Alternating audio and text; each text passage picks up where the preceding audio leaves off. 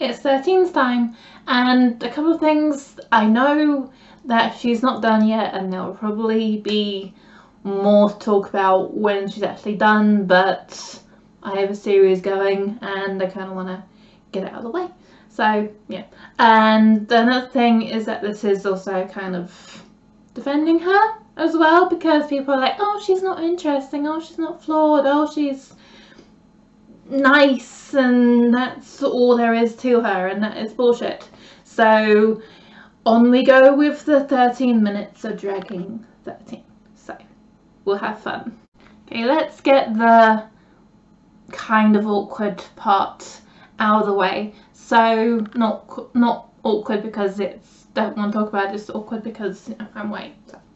And okay, so in Spyfall she meets the Master again, who is a British Indian and not the Aryan ideal, and she hands him over to Nazis, and there was a lot of discourse over it, and it was a shitty thing to do. And even if you consider it in character because he made her kneel, and while they don't have the same gender and race stuff like humans do, Gallifreyans and Time Lords and all that, they're still using that to humiliate each other. And I guess you can say the Doctor is like that, but you don't actually have to do it. And this is going from a dualist perspective. Like, you don't really need to show racism to have your Doctor as, oh, she is dark, really. She's not all that nice. And yeah, I'll leave it to other people to discuss that. But anyway, it was a shitty thing for 13 to do, and even if it was on purpose, then it didn't really need to happen. We can get that she's dark from other things other than racism.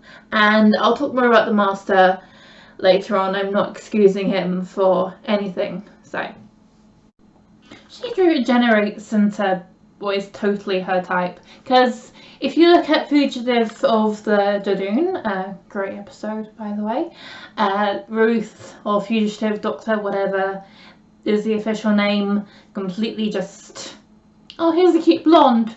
I don't know if it's a Doctor or not, I just assume it's a cute blonde, and it ends up being themselves. So that's hilarious. And even if I'm not a Rose person, because I think 13 is a mix of like Bill, Missy, Clara, and Rose. But it is, if Jack sees her, I need a kind of Rose reference, please. Let's keep it on Spyfall, because why not?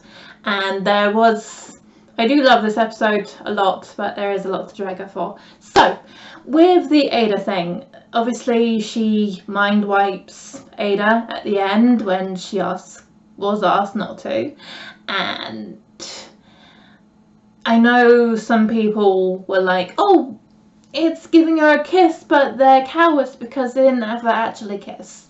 Remember Donna? Wouldn't you feel upset if 10 kissed her after the main mind rape? The hug was bad enough for me anyway. So anyway, I think it's pretty galling of 13 to be like, oh, I'm going to mind wipe you against your consent, and then give you a kiss for it afterwards.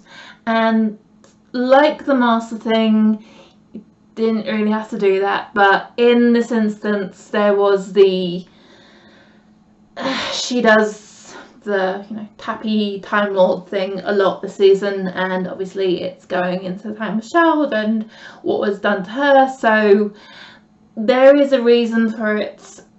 And also there was discourse about, oh, she was mind wiping Ada but not the men, and I don't really have an opinion on that, but I'm just focusing on the kissing afterwards. I think it's pretty shitty of her to do it, and I don't really get why people are like, oh, they could have kissed for real. Like, no, you don't want that. You don't want that. It's creepy. It's gross. Even though they are both, well, female presenting. So I think that was shitty.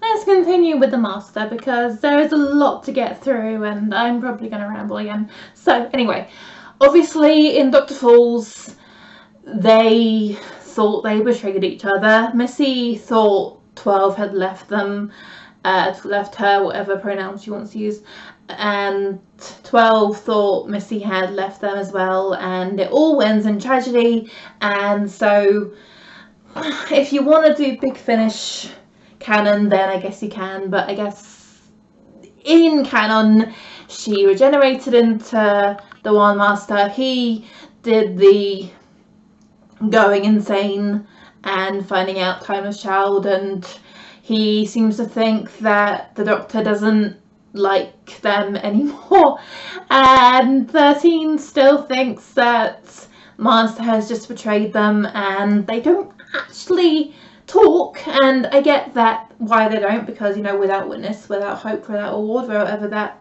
goes, and it would kind of, he doesn't want pity, so he just kind of tells her, oh, you've been wasting your time with me, and I didn't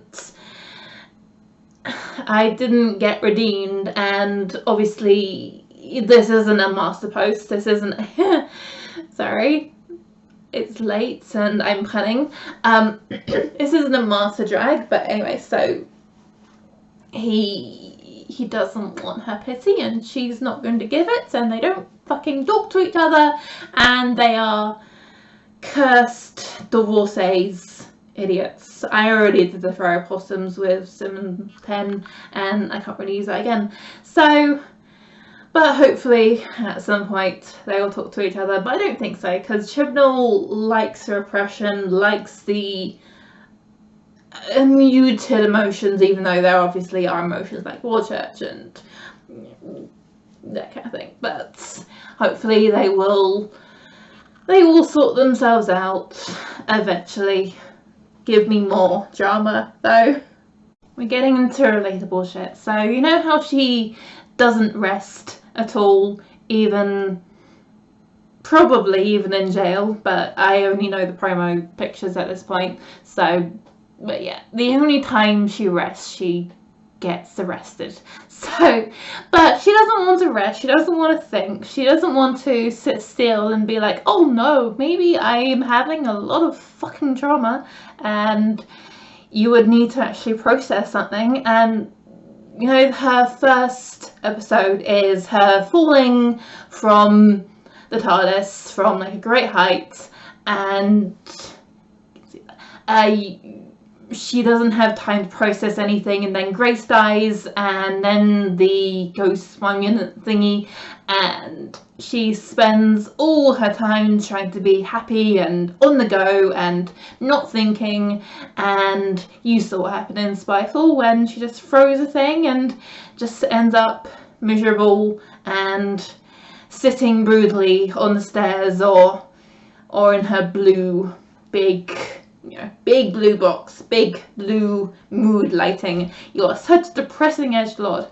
I love it. It's great. It's amusing, and it's also very relatable and very interesting, and I just love her so much. This isn't a different day, promise, even though obviously I have different makeup. But anyway, so the woman who fell to earth is actually really good. It's one of those good that are better on rewatch. Like, I think I said this before, like, season 11 is like season 7 with Clara, and you appreciate that season more now that you have season 8 context or season 12 context. But anyway, so the first thing she says to her fam, obviously her fam, is that they are troops. And look at Ascension of Cyberman, where she's just calling everyone her army, basically, and the images of an army, and well, her little army, because she doesn't have many people. But I like that. That's fun. That's fun foreshadowing. Good job, Chibnall. Fair warning that I will probably say the name of the episode wrong. But Dear Darcy is such a good episode. But let's talk about the mountainous summit. I mean, obviously I've been talking about how she calls the fam her fam, and it was never really like that. I mean, people are like, oh, it's just bad writing that they're not like a family, although, you know, they do get to have like emotional pain that is similar to each other. Look at, you have to use your imagination on Tumblr. They do like amazing 13 methods, but that's my plug. So anyway, they were a fam, even though they might be like timeless children possibly, and you know, towards and Fugitive the Oldest Doom, that's kind of family-ish as well. But for a lot of the time, they haven't been as emotionally close as they want to be, and it's the point. It's not bad writing. It's conflict, bad writing. It's like a little, what do you call it? Those little equal signs with this thing in the middle. But anyway, so it's good writing. It's conflict, but it's just not the like huggy Doctor Who you want. But that's my rant. Anyway, so she has the Mountainous Summit rant, and she's at the top, and she did fall like to their feet in Woman Who Fell to Earth, which is another good thing. The Woman Who Fell to Earth did good, but even she can't win, and here's her victorious, if you want to call it victorious moment, because I'm tired of Tennant, tired of fans want Tennant, and so we have to give them like U10, but there's a thing for another day. But that is such a good episode. I love Dear Darcy a lot. It's just, oh, I love this edgelord with all my heart. So we're coming to the end, which is probably the end, and I need to do a like long-running thing. So the ego. Look at oh, Chibnall, why do you do such hard to pronounce names? The Saranga conundrum.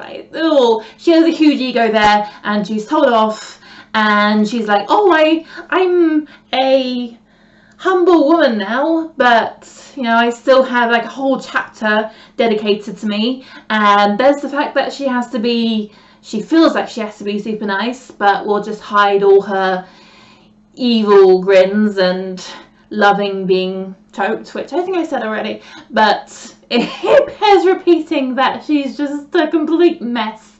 I love her. So yeah, she feels like she has to be super nice to kind of, I don't know, protect the fam, or because Twelve promised her, or the fact that she's lost Bill, and I'm coming out 20 seconds. Oh, and she's a bad boyfriend. I love Yaz a lot, but you deserve much better. Go and see Clara wherever she is with Lady Millie, and she's like the Doctor, but just a kind of decent-ish person, because Clara's a mess as well. I panicked and stopped it, but I was at the end. So that is all of the new Who Doctors at the moment. Maybe I will do this for Companions if I have writer's block and don't know what else to do.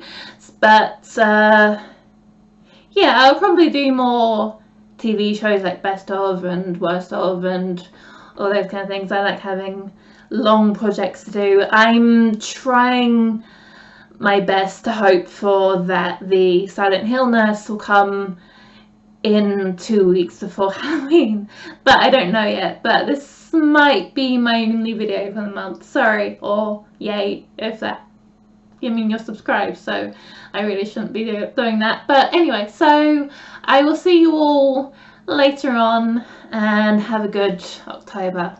Bye.